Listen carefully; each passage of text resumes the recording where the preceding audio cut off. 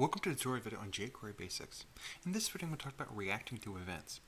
In the previous videos of this series, we've talked about how we can load jQuery using either the head and the body. In the previous video, we talked about using selectors to manipulate the document object model or DOM within a web browser.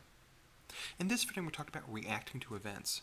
So not only can jQuery react to things when it's loaded, that is, it can execute some code as we saw in the previous video and change the text of some content, it can also react to interactive events like the user clicking on things and other events within the web browser.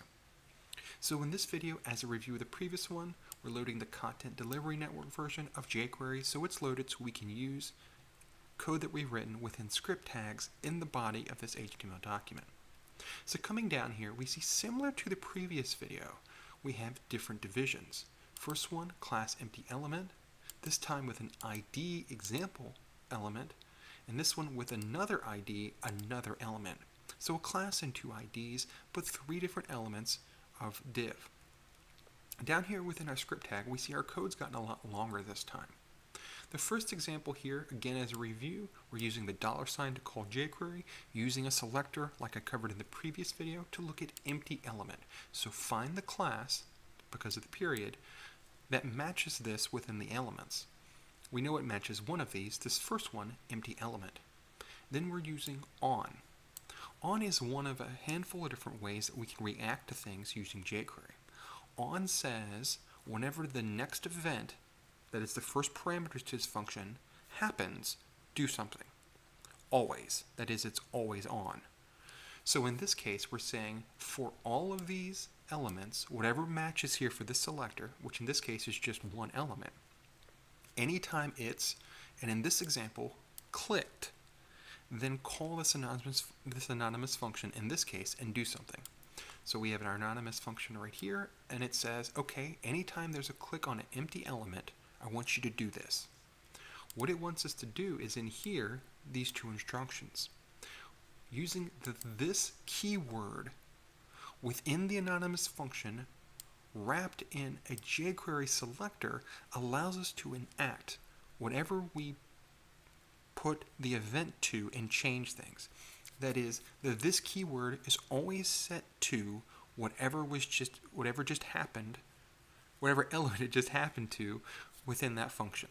This will make a little more sense when we see this in practice, but just keep in mind that this keyword, when wrapped with a jQuery selector within a function that's part of an event, means it's whatever element that event just happened to. So, just like the previous video, we're going to change the text, so when this is clicked, we can change that text. Let's run this so we can see the example of this. So we see the initial content, this is some content, this is a different element, and this is a third element right here back to back to back. So if we click on the first one, we see it change. The first element was clicked, which we expected to see. The first element was clicked. In fact, we go to console log, we can also see that message. So we know that anytime this is clicked, this keeps showing up. Remember I mentioned the on function is always on. That is, it is continuously going for whatever that event is.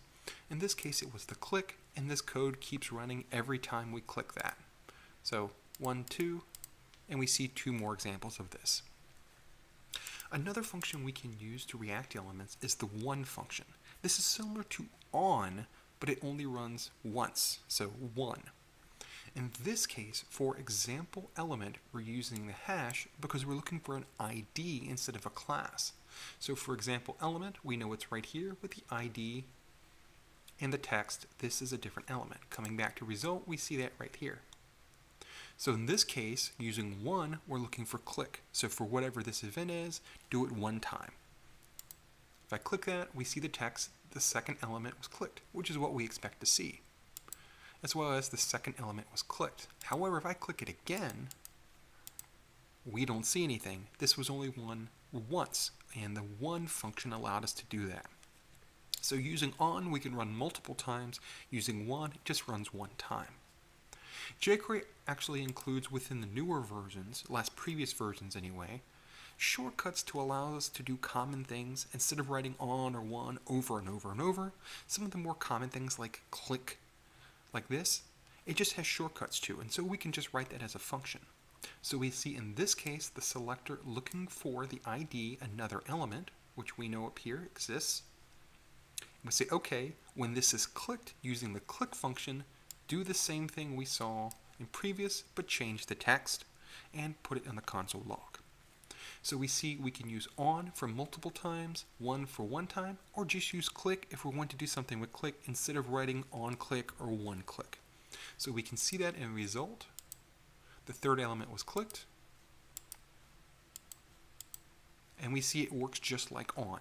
So on click is the same as just the click function, and writing click allows us to write that as a shorthand to quickly write functions that do stuff for us. So as a review, we can use jQuery not only to change different parts of the document object model, as we saw in previous videos using the selectors and adding and loading the library. We can also use it to react to the user in different ways, reacting to events the user provides or triggers. We saw that as we clicked these different elements, empty element, example element, and another element, different things happened. We saw using the one function on a selector, we could do on click and then have it react to that click. We could also use the one to just react to one time, or just use the function click as a shorthand to those same functions and functionality. Thanks for watching.